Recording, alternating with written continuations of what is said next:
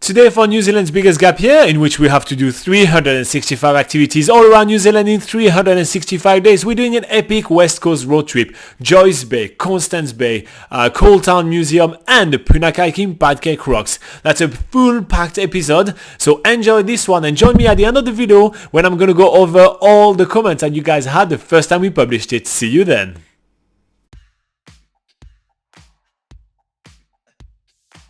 This morning it is with heavy heart that we are leaving the little town of Karamea, and the weather is trying to keep us in. It is actually snowing in the mountain between Karamea and Westport. We've never seen such a change in weather before. It was snowing and within about 30 minutes it's bright blue sky and we are back in the little town of Westport in the Coaltown Museum.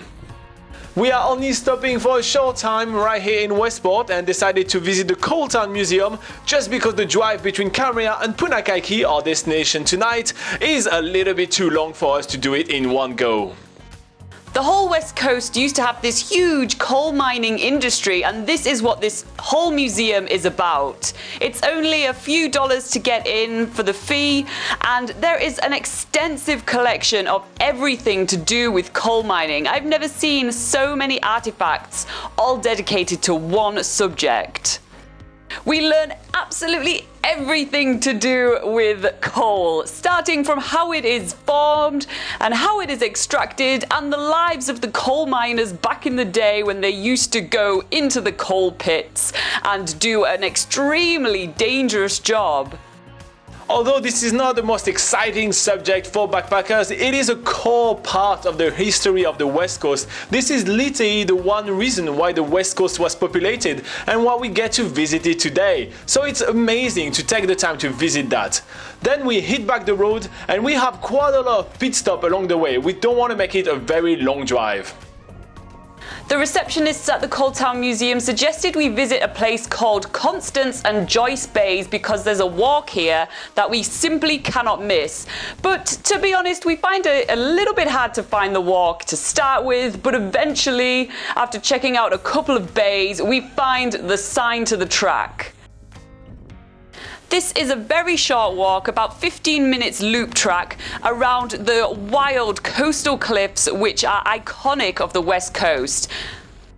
The closer we're getting to the coast, the more raging we can hear the sea being. We can start seeing the waves crashing on the very rocky shores and we can hear the noise that they're making. And the track is getting us really up close and intimate with the waves. We are literally hanging on the cliffs. Or maybe we were not supposed to get there, but we really wanted to get up close. The spectacle of nature just right before our eyes and the sheer force of the ocean is not to be missed. We are so stoked that this lady told us to get here, even if admittedly we got a couple of unexpected showers. Although this is meant to be a very quick pit stop, we just can't pull ourselves away from this place. Robin is just hanging out on the edge of cliffs, getting battered by the waves himself, and I'm taking photos of all of this happening. It is really awesome. I could literally spend an entire day right here just looking at the wave destroying the cliffs. The amount of foam on the water should show you how raging the waves are. It's absolutely amazing. I had a blast.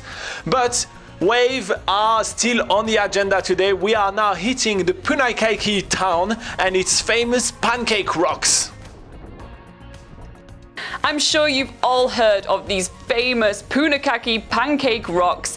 They are famous for looking like stacked yummy treats formed by millions of years of compression on the seabed, and these rocks have rose out of the sea and been bashed by the waves to erode into these amazing shapes. So we take lots of pictures while we're here, and this is the reason why this is one of the most popular walks on the West Coast.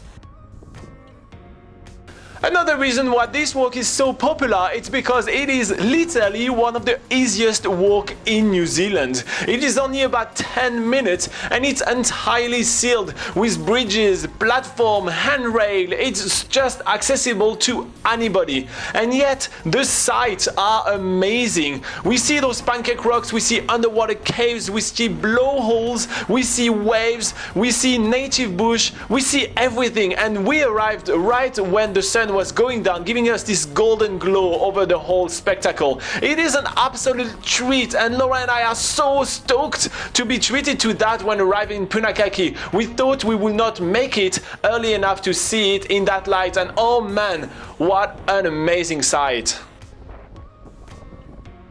There's all of these information boards as well to tell us more about the wildlife and the geology of the area. You can really learn lots here.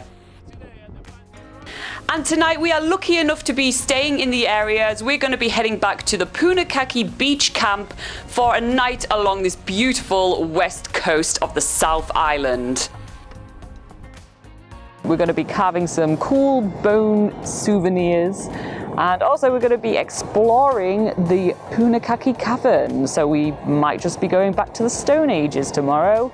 So see you then.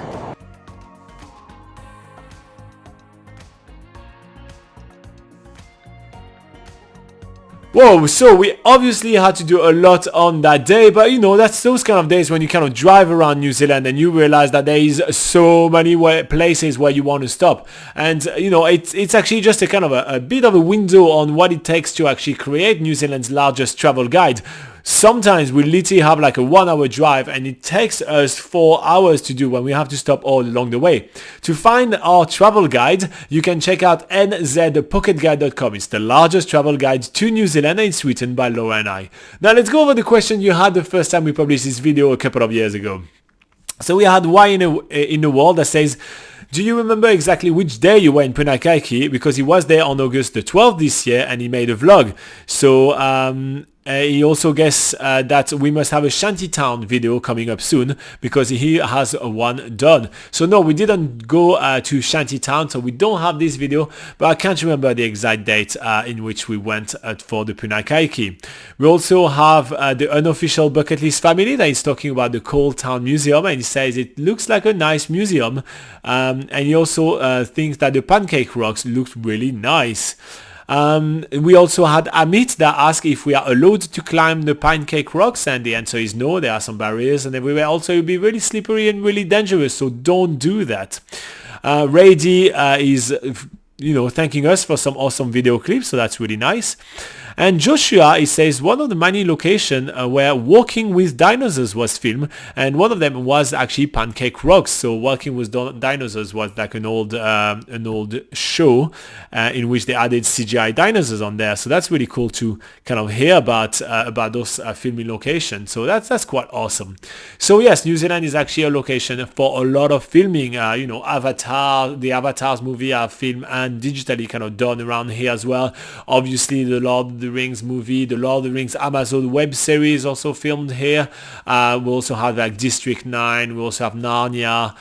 So there is a lot of movies. Some of the set of one of the Mission Impossible movie was shot here as well. So there is really a lot of stuff filmed in New Zealand. So you can find some of the places where you hiked into in movies. Sometimes it's kind of cool to point out. It's like, I was there, I went here. So that's quite nice. Anyway, I'm gonna have to plug something, and we're gonna plug the live session. It is at 8 a.m. on Sunday every single week. You can join Laura and I sitting on that couch over there and answering all your questions about traveling in New Zealand. If you can't make it, put your questions in the comment of this video. We'll pick it up, we answer it during the live session, or we just answer to you straight away. It's all good. In the meantime, thank you so much for watching our videos. It's really awesome to have you guys on board, to have such a great communities of viewers which are sharing their stories, sharing their insights, and we're all here to create the best travel guide to New Zealand. So you guys rock. Bye bye.